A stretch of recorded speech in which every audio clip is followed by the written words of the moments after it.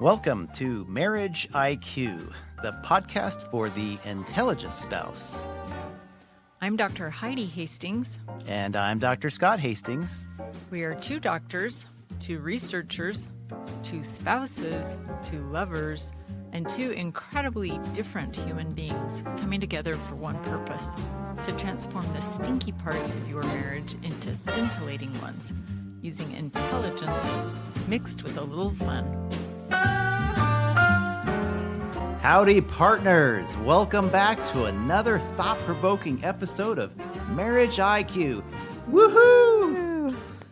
We, your most humble and loyal advocates, guide you concisely and expertly, like leading a bull in a china shop or a butterfly in a thunderstorm, through the intricacies of a life not just well-lived, but scintillating to boot, arm in arm with the one who you love and cherish to the end of your days. We have discussed in previous episodes about how being married actually increases your health and wellness and decreases your risk of chronic disease and death. Living in a marital relationship makes for good health, both mentally and physically. But Dr. Hastings, how do you know that being married actually lowers your risk for cancer, heart attacks, strokes, and other nasty health problems? That's a great question. And I wanted to do a deep dive on this information because I really wanted to know. I set out once and for all to really find out if marriage does confer these great benefits or not. And I asked Heidi for permission, which she generously gave, to devote a lot of this episode to that information. This is Marriage IQ exclusive content. Right. This is stuff that you're not going to be getting anywhere else. No other marriage podcast dares to go here because we are going to the medical doctor's office. We're talking about how scientific research has revealed that marriage itself may outperform cholesterol medications that I prescribe every day for my patients. Opening question, Heidi. Does getting married come with a health boost? What do you think? From a social science perspective, there are greater health outcomes associated with marriage in a few studies that I've looked at. I also think back to our episode 41 on Libido Lab, where it said orgasms for women can increase their immunity. All right. That's true. Just one thing. I think we have talked about some of the hormonal health benefits that there are. Is that medical? Yeah. Okay. I don't know. What do you see in science and in your office? That's a great question. Our goal here at Marriage IQ is to give you, our loyal listeners, the tools so you can decide for yourself. We'll explore what the science says about the link between marriage and health, both physical and mental. It is a complex picture. Married folks do appear on average to be healthier, but we need to dig deeper and ask why. Is it that marriage causes better health? Or could it be that healthier or wealthier people are more likely to get married in the first place? We'll have a friendly, evidence-based chat about the benefits and the caveats. All right, I'm excited. Let's start this out by talking about death. Death? Oh my gosh. Because that's how I think we should always start out a marriage podcast dealing on health and wellness. What better way to find out if something helps you live longer than doing a deep dive on how likely you're going to die? How likely you're going to be to die? Yes. So, how do married people stack up against unmarried people, though, in some of these studies as far as health benefits? Okay. Here are the numbers. The Centers for Disease Control cites large-scale data that show a clear pattern. Married people generally have lower death rates from any cause, like heart attack, like cancer, suicide, pneumonia, things like that. And they have better physical health outcomes than those who aren't married. In the US national statistics, for example, the death rate for married adults is notably lower, about 780 per 100,000, than for never married, which is about 1,400 per 100,000. So the divorced rate is about 1,300 per 100,000, and widowed is about 1,600 per 100,000. Wow. In a huge analysis done by Wang in 2020 that included over 7.8 million people worldwide of all ages, cultures, languages, and beliefs, being unmarried was associated with a higher risk of dying from any cause for both men and women. Wow. Interesting. That higher mortality risk was more pronounced in men at 46% than for women at 22%. Meaning that single men were more likely to die of anything Yes. than single women. Yes. And you will start to see a trend in all of this about Okay. unmarried men and health. Okay. Another study reported by Harvard Health surveying over 127,000 American adults found that married men are healthier than unmarried men. They live longer than unmarried men. Starting at age 65, married men live about 2.5 years longer than their unmarried counterparts. Interesting. And married women live about a year and a half longer than their unmarried counterparts. So again, men have a greater benefit to being married in the research than women We're do. just getting started. Yes, Okay. the trend continues Okay. throughout this episode about marriage and men. The longer that a man is married, the greater his survival advantage over his unmarried peers. Simply put, on average, married people live longer and have lower rates of certain illnesses. So, Scott, what are some specific ways that research shows that married people often have better health?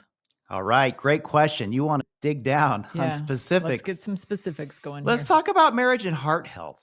Okay.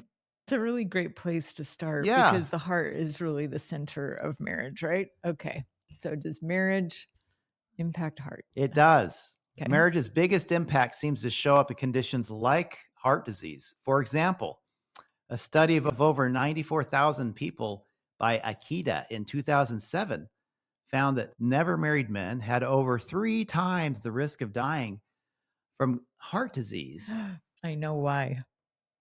Because they're eating fast food all the Oh, time. that's why. I'm thinking that's why. Okay, go ahead. And nearly double the risk of death from all causes.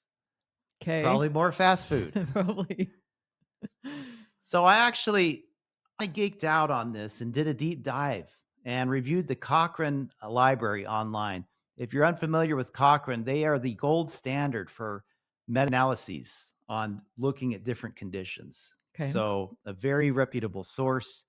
I Okay. looked at the Cochrane online regarding statin cholesterol like Lipitor, the effects on the risk of people dying from a heart attack, and compared it to the risk of married people. We Okay. did not control for married people in the cholesterol study. What they did control for is the cholesterol medicine versus no cholesterol medicine. Okay. Married or not, that was not a factor, but they compared the cholesterol medicine taking it versus not. And then I put that together and contrasted it with people who are married versus people who are not married. Okay. So, according to Cochrane, taking a cholesterol drug resulted in around a 20 to 25% lower risk of dying of a heart attack. In some other studies, like the one from Johnson in 2000, Dupre in 2016, married people were around 30% and up to 70% less likely to die of heart disease than unmarried people. So the drug was that 20%? Did you 20 to say 25% 20 to for 25? cholesterol lowering drug. But just being married lowers it by 30 to 70%, Yes, on depending on the study. the study and the specific subtypes. Okay.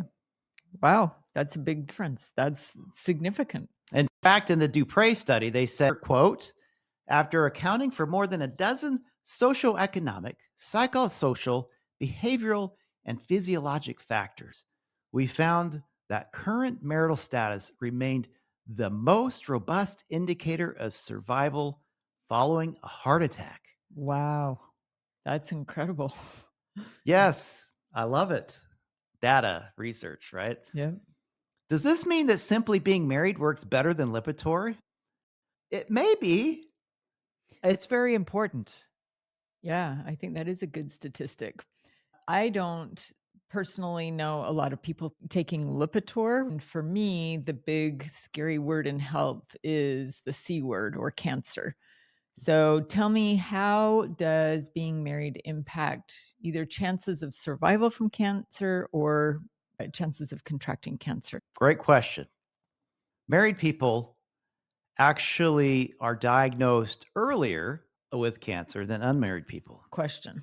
Yes. Does that mean they get cancer earlier or they notice it They're earlier? diagnosed earlier.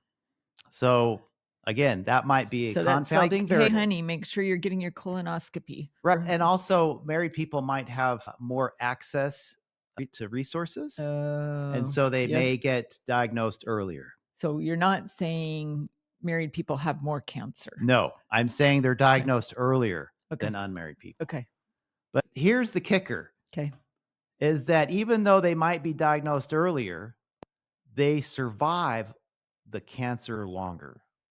One study of 27,000 cancer cases found that unmarried patients were often diagnosed at later stages and had poorer survival than married patients, Huh. even when treatment was the same. Hmm. Again, that could be for socioeconomic reasons. It could be they just don't have somebody to say, you really need to go to the doctor about this. Well, and they did control for treatment too, and they still found the differences. Okay. So it doesn't change the risk of getting the cancer, but it does change the outcome of that cancer, Okay. That makes AKA sense. death. So Okay. another study by Krajct in 2022, I'm sure I slaughtered his name, supports this. Unmarried people do much worse with overall cancer survival compared to married people. And that difference is more profound in unmarried men. Another trend. It Yet again. continues. Do you see a pattern here? Yep. I am seeing it. Men Men need women. definitely They need women. have more positive outcomes from marriage. They both too, but it's more pronounced in men. Regarding immune function and marriage, Johnson in 2000, unmarried people were 60% more likely to die from pneumonia and flu than married people. Huh. That's a big number. Huh. It just keeps going. The immune Wow. system, cancer, heart disease. All right, Dr. Hastings, here's another question for you. So I can see how marriage can help all of these different types of accessing health, of just better health outcomes in a lot of ways. But what about if you have a spouse who's really good at cooking those really high fat and refined foods, like foods that are really unhealthy for you? You mean Or what if you deep have fried Twinkies covered in chocolate? Those are absolutely healthy. Not. and white bread and white sugar and no whole grains and no vegetables and no fruits? Like, what about that? Maybe in those cases, is marriage a risk factor? That's a great question. Interestingly, marriage is not a free pass to perfect health. Or what if you sit around and drink together or smoke together at the end of the night to watch your ball games or whatever? Would marriage be another risk factor? There are some studies to show that some health behaviors do improve with marriage and others deteriorate. For example, married adults tend to have lower rates of heavy drinking and substance abuse than single counterparts. Okay. On the flip side, when we're talking about deep fried Twinkies, married couples are prone to gaining weight. I've That never had a deep fried Twinkie, by the way. you did have a deep It's the fried ding dong at the Texas State Fair a couple of years ago, it was but overrated. I did not. Let me tell you. So that State wasn't from my fairs, I influence. think, are hazardous to your health. Yeah, that was not from my influence. That and the deep fried turkey leg. It was $20. Spouses might influence each other's habits for better and worse. That is really true. I think me changing my way of eating about 8 years ago has really impacted the way you eat as well. I always Indeed. say you have your agency, you can eat whatever you want, but I've noticed a shift just from one person making changes in their health as far as eating, exercise, and then followed along more I closely. did. I'm a So follower. in that way anyway. So, yeah, while marriage can encourage a healthier lifestyle in some ways, it might also lead to weight and other bad habits, as we discussed. Yeah, weight gain. I think I've seen studies say 15 pounds at least come with marriage. Although I've also heard it as the freshman 15. Yeah, So I don't well, know. Is that maybe compound another that on 30 15? pounds, right? Yeah. And then every baby after that, some more. So this is all really great, Scott. And from your realm of research, I can see that marriage really does help things. Can I share with you some of the benefits from a social science perspective that go along with marriage? Marriage also often provides social and emotional support that can be a really big plus for mental health. Having a partner to talk to or to tell when we've had a really bad day, to say, I'm really not doing well. Can I unload some things on you and get your perspective? Or even if I'm just having an emotional meltdown, someone to lean on and to say, can I just rub your feet? Sometimes the answer is no. It can also help buffer against depression and anxiety, having that other person in our life. Research does consistently find in the social sciences, on average, that people who are married report lower levels of depression and stress than those who are not married. For example, there was a recent multinational study, 7 different countries, with a sample of over 100,000 adults from North America, Europe, and Asia by Zai et al. In 2024, just recently came out. And he found that people who weren't married were up to 80% more likely to have symptoms of depression than those who were married. Now, of Wow. course, that depended upon what country they came from and whether they smoked or drank. But ultimately, he found that singles had a lot higher risk of depression compared to those who were married. Okay. So, in that analysis, unmarried men showed particular higher risk of depression compared to unmarried women. Interesting, yet again. Unmarried men versus unmarried women. Wow. Yeah. Suggesting that men, especially, may benefit from the emotional support that marriage offers. Men, get married. That's it. That's what we're finding. What other research have you found? The realm of mental health besides depression? Yeah, when we think of mental health, when we think of that term, we often think of depression and anxiety, those Yeah. types of things. But there are findings also that marriage helps more than that. Research shows that married people have lower rates of substance abuse. In a 2016 study by Kindler et al., they found that men were 60% and women 71% less likely to develop an alcohol use disorder if they were married, especially those who already had a family history of alcohol abuse. So, So yeah, the just family history, it was still just protective. simply being married decreased their substance abuse by 60 to I know 70%. family history plays a big role in that. His research also showed that those with alcohol use disorders who are married are more likely to decrease their use of alcohol after getting married, or even thinking that they're maybe going to get married causes them to consider decreasing alcohol use. I just saw a news story this week about a little couple who were in their 90s, and they credit their age and health benefits to him singing to her every night before bed. So they've been married a Sounds like a long time. ritual. Yeah. And for about 50 years, every night he will sing to her, whether she's in the hospital, whether she's going to bed, and she loves it. Just that intimate connection creates so much meaning in life. There's talk about how marriage acts as a protective factor for cognitive decline. In one study that appeared in the Journal of Aging and Health in 2023 by Skirbeck, his research showed that marriage was a protective factor for cognitive decline for those who stay continuously married. Now, it wasn't as much of a protective factor for those who'd been divorced during middle age years.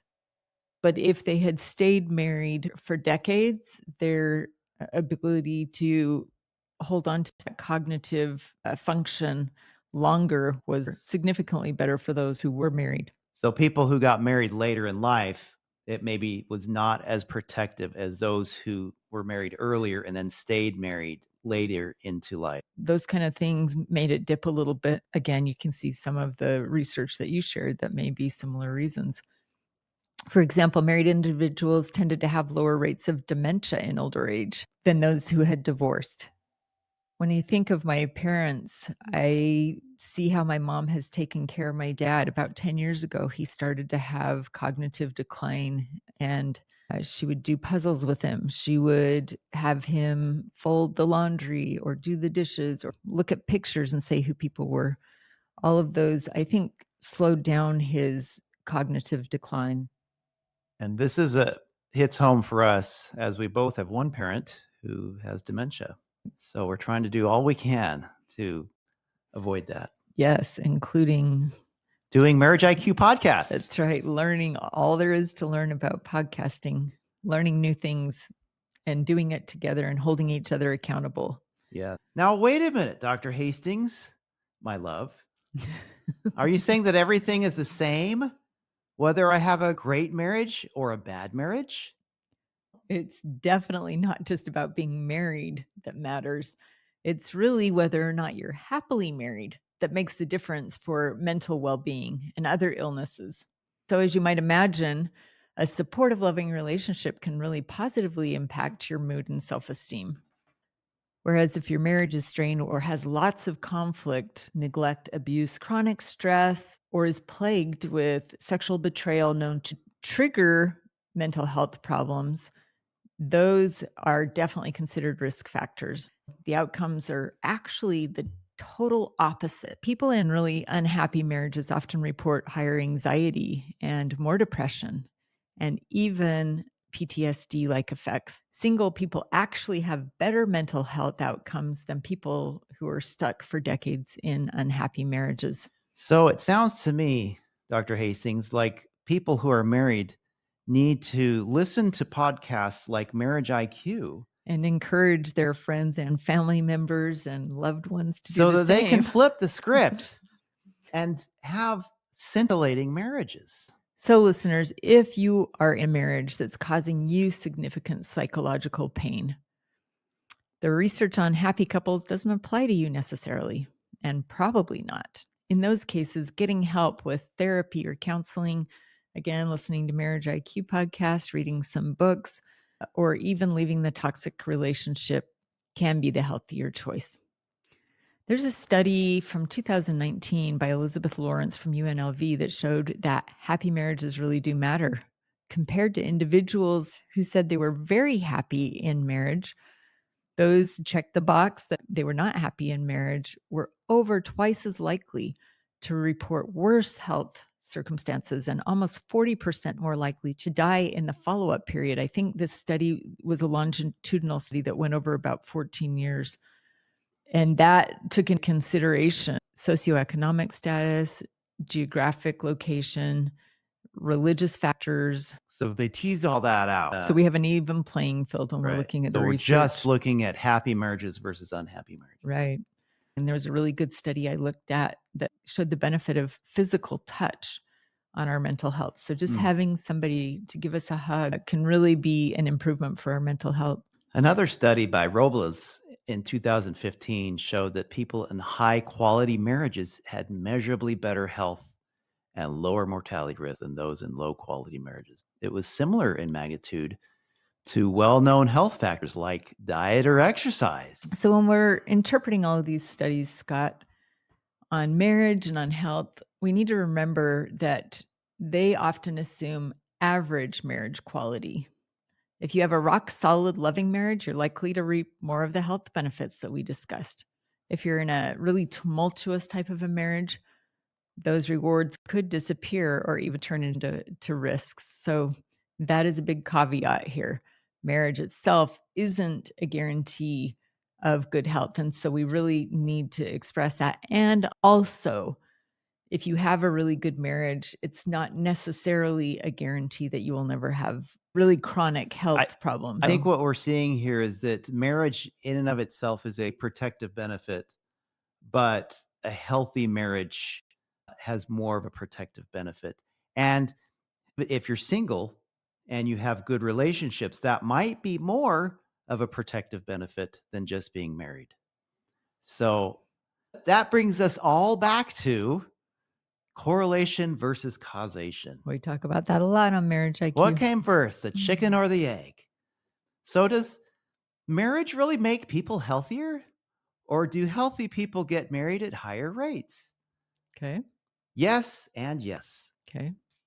Health and wealth can affect your chances of getting married. That's just reality. For example, someone in poor health might have a harder time finding a marriage partner, while someone healthier, more vibrant, may find it easier to marry. Okay. This can be called the classic selection bias, where you're only looking at healthy people who are getting married. Yeah. Most researchers conclude that both things are happening. Part of the marriage health link is because people are healthier and more stable individuals. And part is because just by being married itself provides the support and resources that improve health. Yeah. And so, to really untangle it, scientists use advanced methods. For instance, long term studies that follow the same people before and after marriage, like the studies done by Murray in 2000 and Gunnar in 2020, that showed positive health effects that hold true even when comparing the same person at different times in their life when they were married or unmarried. Another study by Kravdal in 2023 compared cohabiting unmarried people with married people and found that marriage, in and of itself, with all other things being equal, may confer some mental health benefits over cohabiting but unmarried counterparts. In short, marriage can cause some improvements, but it also matters who chooses to marry and the timing. That's also very important. What do you mean the timing? When you are feeling healthy, when you are younger versus older and maybe more unhealthy, that may affect some things. Yeah, it might really weigh heavy on a marriage if there are a lot of health problems as they come into the And marriage, then right? to come up later as you get older. Right. So timing is important. And Okay. as you discussed earlier, people who are married longer over decades do tend to have health benefits. So, yeah, Okay. more than those who aren't. So, we've talked about this throughout this episode about men benefiting more than women from marriage. Yeah. That's a gender gap. A recurring finding is that the health benefits of marriage are often, like we said, larger for men than they are for women. Married men see pretty big gains in health and longevity compared to single men. I think it's multifaceted. I think often men have women that cook more healthy meals for them, that They're cooking for them. They're doing their laundry. They're making sure they take their medicine. Is that what you're saying? I think they're healthier when they have a deep, intimate sexual relationship to help with stress relief and mental health rather than some lifestyles that might be experienced by those who aren't married. Women on average do have a smaller health advantage when they're married than single women do. Divorced or separated men in particular have significantly higher risk of things like cardiovascular and cancer mortality compared to divorced women. Why do you think this would be? I don't know. What do you think this is? I think that women tend to have broader social networks. You're probably right on that. Men tend to maybe be a little bit more individualistic, not trying to stereotype here, but over 51% of men will probably tend to be more individualistic. Women, 50 or more percent, tend to have support networks and groups. So I find that younger men are on sports teams and things like that, but when their bodies aren't really in shape to play sports anymore, I wonder if some of those social networks start to disappear. That's a good question. Well, let's wrap this all up here. a final thought. What do you think, Heidi, about love, marriage, and health? I think at the end of the day, marriage is the most important form of social connection. And as humans, we're very social creatures. A lot of the health benefits that we see from marriage just simply stem from the power of not being alone in life. Indeed. But like we talked about several times, quality matters more than just checking a box on a form. A loving marriage can be the best way to protect our health. We here at Marriage IQ are trying to give you the tools using scientific research for the ways intelligent and scintillating spouses can help each other with mental health, with intimacy. Yet, a single life with supportive friends can also mediate some of that bad stuff. And just a reminder that a bad marriage can be worse for health than no marriage at all. This is one of those episodes where we can really be intentional with the knowledge that we've gained today, knowing that marriage in and of itself can help us become healthier. Healthy people do get married more often. And really healthy marriages, happy marriages, have the best health outcomes. So let's become more intentional in our marriages. Do all the things that we've talked about in other episodes about becoming intentional. I would add to that becoming really intentional about having positive health practices like exercising, doing it together when we can, even if it's just going on walks, getting fresh air, being in the sunshine, getting that vitamin D, working together outside in the yard, being Yeah, on a sports team together, anything like that. and healthy eating, making healthy food choices, and insights. What you've learned today. What are you going to take from this and learn from it and change the way that you live? You have one life. You're an intelligent spouse. Live it intelligently. And with that, we hope you have a great week. Good health and happiness to all of you. Bye.